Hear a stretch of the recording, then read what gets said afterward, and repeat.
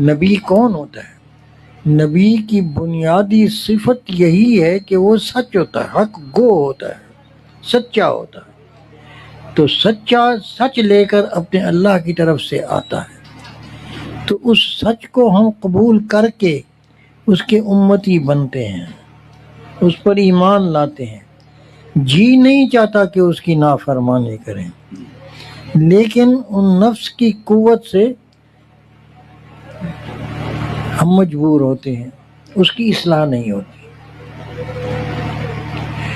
وہ نفس یہ نہیں کہ خدا کی نافرمانی نہیں چاہتا، بلکہ اس کے اندر اگر اس کو اپنے حال پہ چھوڑ دیا جائے تو وہ نفس ہے جو انسان کو نہ چاہتے ہوئے بھی اللہ کی نافرمانی پر اکسا لیتا ہے۔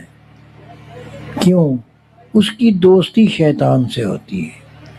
ابلیس نے اللہ کو قسم کھا کر یہی کہا تھا کہ میں جاؤں گا دنیا میں، مجھے اس انسان کی وجہ سے جنت سے نکالا گیا ہے، راندہ درگاہ کیا گیا ہے، میں اس سے بدلہ لوں گا۔ اللہ نے فرمایا تو کر گزر جو تو چاہتا ہے، کر گزر، میرے بندے تیرے کہنے میں نہیں آئیں گے۔